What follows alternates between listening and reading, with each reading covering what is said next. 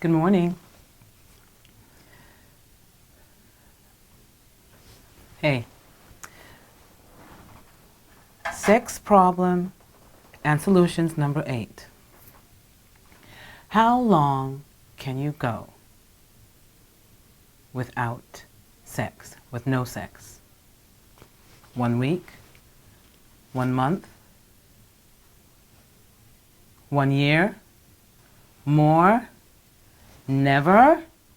Honestly, how long can you go with no sex? How long have you gone with no sex? I know some people have sex 5 times a day, 10 times a day, or they masturbate. But I'm saying having sex with your partner. How long has it been? Is it possible that you can go longer? Or are you one of those that insist and demand sex whenever you need it? All right, so the bottom line is there are benefits in having regular sex. If you're not having sex, we have to find out why. Because sex has so many benefits, right? Health. That's why I'm doing this. That's why I'm doing this, because I want y'all to know that sex is so important. We do not pay enough attention to it. Healthy, consensual sex, please. Healthy, consensual sex. If you're not having sex, if you're in a sexless arrangement, sexless marriage, sexless partnership, boyfriend, girlfriend, I'm going to encourage you to have a discussion, talk with your partner, and find out why. Okay? When you have sex on a regular basis, and I'm going to say, studies show, I've always said this, 2 times a week you have sex, you have that orgasm, you live longer. Now studies are showing 3 times a week you increase your lifespan by 3 to 5 years. 3 to 5 years, you're going to live longer. 3 times a week. So yeah, record it. Tell your partner, 3 times a week, you're going to live longer. And you know why, right? Okay, we can guess a few things. Circulation, right? It's going to improve the circulation. It's like a good exercise. But there are many, many more. I'm not going to go into too much detail, but I'm going to name a few. You get closer to your partner. You get more emotionally connected to your partner. You become confident when you have more sex. It's calming, right? If you're having a row, you're angry, you have sex, it'll calm you down. Anger issues, calms down the anger issues, right? Boosts immunity, helps you sleep,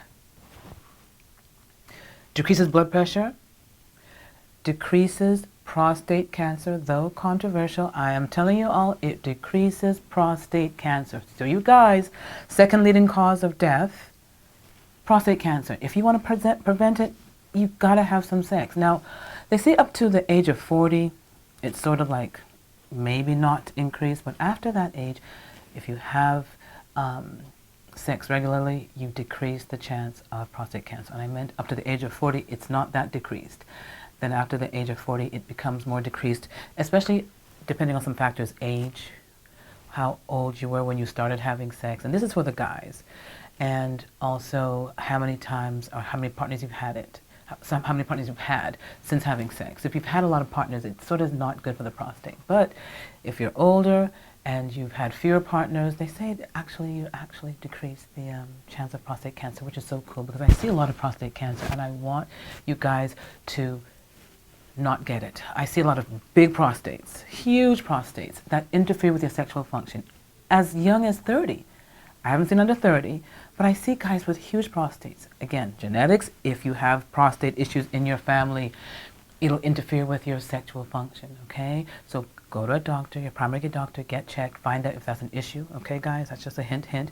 But frequent sex after the age of 40 will decrease your chance of prostate cancer. Now before, you got to be careful. You don't want too many partners either, because that increases your chance of prostate cancer too.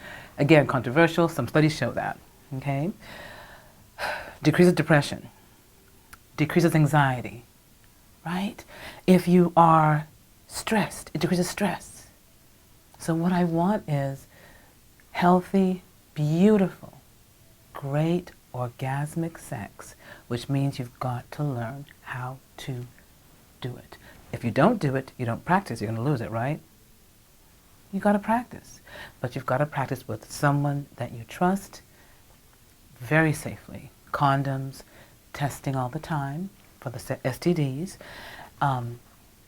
But getting to know your partner has so many benefits. Increased sex, right, has been shown in studies to decrease homocysteine levels. Homocysteine levels are tests that I check in my office on my patients that come to see me. And it tells me about the health of their heart, whether they're going to have heart problems or a heart attack. So my game plan when I check that is to make sure that they are having sex. Isn't that amazing? So I ask them, okay, you guys having sex?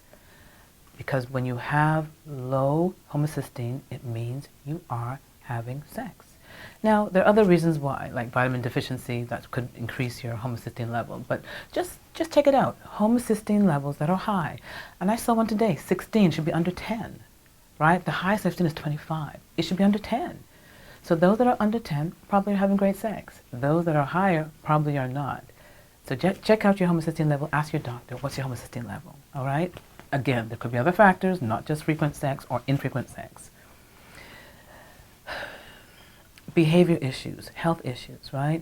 So when you're not having sex, y'all, you're going to find out that you're frustrated, you're irritable, you're angry. You just say things out of the blue that just don't make sense, right? You're not taking care of yourself. You're sort of lackadaisical. You're just going around doing things, floating around. Having sex will keep you focused because of the great pheromones, the great hormones, the great chemicals that are produced during sex that make and keep you healthy. Again, right? God-given. It is something that's beautiful if you make it beautiful. So please learn to have beautiful sex by engaging and practicing with your partner. Because the more you practice, the better you get.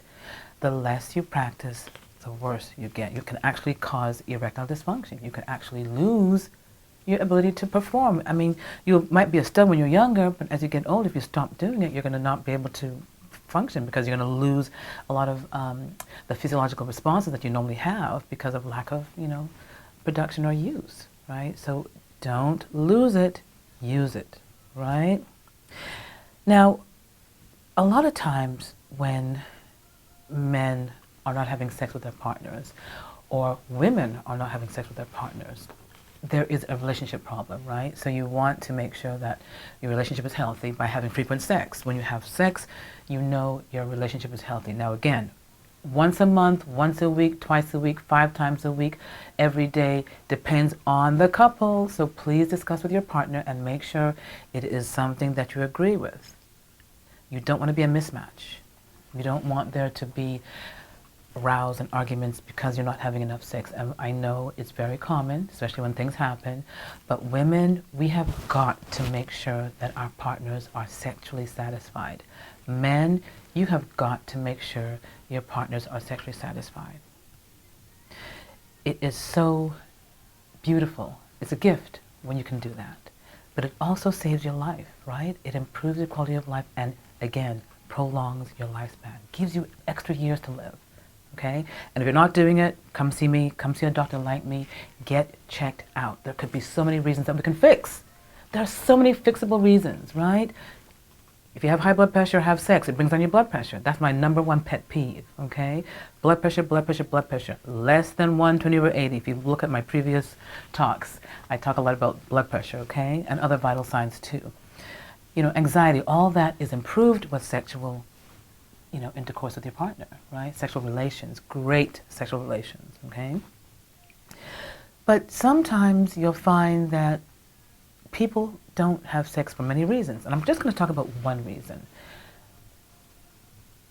Somehow, women have been brought up to sort of not pay attention to sex as much as guys do, right? And the reason, again, is genetics. Women have not this much of testosterone, right? 40. I like to say the maximum can be 40. You can get a little bit more, but on average, women are like around 40, 20, 30, 40 total testosterone in a woman. But in men, you guys have 1,000, 800, 900. You're way up there, right? More than 20 times us. So you guys have sex on your mind, so you're going to want it more than us. We just want it maybe once in a while. Some women want it more frequently. Again, if you check their testosterone levels, they're higher, so they want a little bit more. But you've got to be matched with your partner. And if you're not, you've got to make arrangements. You've got to schedule it and make sure that you're having sex on a regular basis, at least 2 or 3 times a week. Again, if you just want once a month, okay, but you're losing the benefits of having regular, beautiful sex. But again, there are couples that like that, and if that's the way you like it, continue. I'm talking to those that are not sure, that have questions, that want to know how often should you have sex and how long can you go without sex, right? So the longer you go without sex, there are some detrimental things that can happen, right? Just like I said, you get benefits from it, from having sex, but then you lose those benefits, right, when you don't have sex. I think a lot of people believe that nothing happens to them when they have no sex, let's say years after years after years. And like I said, you do have some negative impacts with no sex. But at the same time, you might be able to handle it. It might not be a big deal to you. Respectfully, I'll say continue if you choose to do that. But if you're with a partner that wants to have more, please ramp it up, increase your sexual activity, find a doctor like me. If you can't do it on your own, seek out help. So when a woman wants to have sex, she will generally let you know, guys. I hope y'all women do. Let your guys know. And when you guys want to have sex, we know you let us know, right? But what if we turn you down? What if we say, you know what, we're tired, I have a headache? I'm going to say this. As a woman, I never knew how important sex was to men. We just took it for granted. We take it for granted. We just think, oh yeah, sex, whatever. Because we're not having those high testosterone levels. We just have, again, a very limited amount, very small compared to you guys. We have a lot of our estrogen level, right? A lot of our estrogen, our female hormones, that makes us emotional. But you guys have testosterone, which is that driven drive hormone that I love, right? So when you're approaching your partner, men to women, I'm talking about heterosexuals, and even same-sex arrangements, you've got to know how the person is responding to you and what is going to make the person that you're trying to convince to have more sex happy. Not only sexually, but in the house. Help, right? Step in, make the woman happy, help her with her chores. Otherwise, she's going to make sex a chore. She's going to punish you, right? She's going to say, I'm sorry, I got a headache. So you have to realize that sometimes that chore that she's making sex to be, that lack of interest, that lack of response, that lack of initiating sex is because you're not there for her. And I'm saying outside the bedroom. You've got to know it starts outside the bedroom. It starts outside the bedroom. Foreplay starts outside the bedroom. Are you picking, up the garbage? Are you washing dishes? Are you helping with the laundry? Right? Are you taking care of the garden? Taking care of the house? Are you a handyman or not? I can go on and on and on. But the more you do for a woman, the more you're going to get that sexual response from her in general.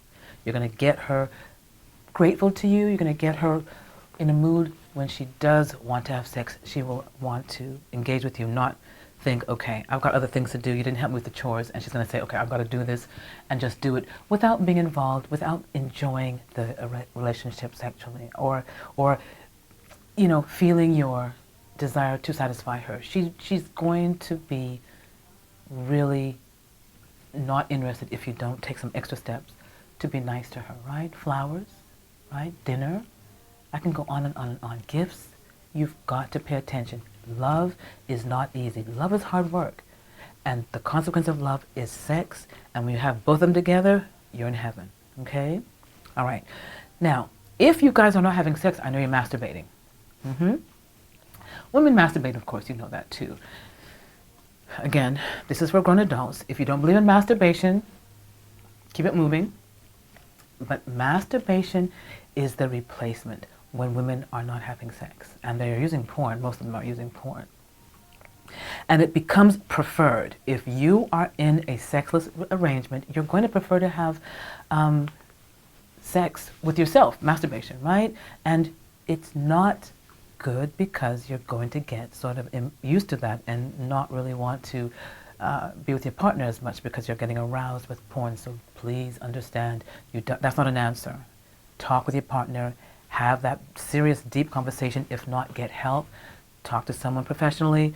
to get help regarding having a sexless marriage. I do not believe in sexless marriages unless it's agreed between the two of you, right? You both decide not to for whatever reason, medical reasons, health reasons, I understand. But even then, you can figure out with some toys and do some things, right? You've got to figure out some joy because that is a way of showing love.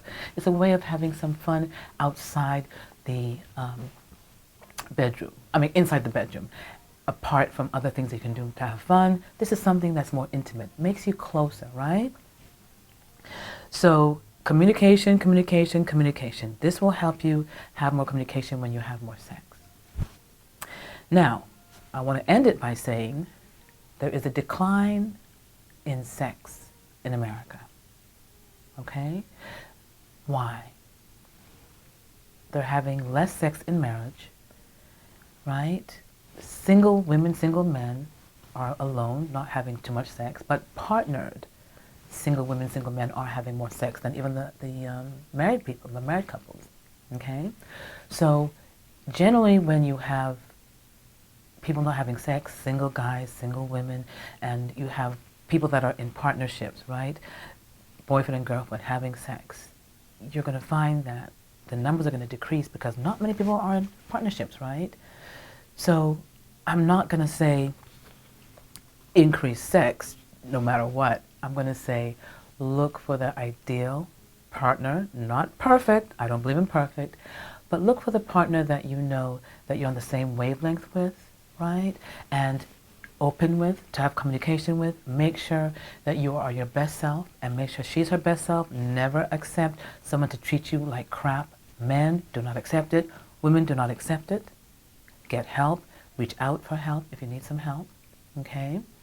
And learn to communicate so that both of you will not end up in a sexless marriage, okay? Or a sexless partnership, all right? Okay. I'll talk to you guys tomorrow. Have a good day. Bye.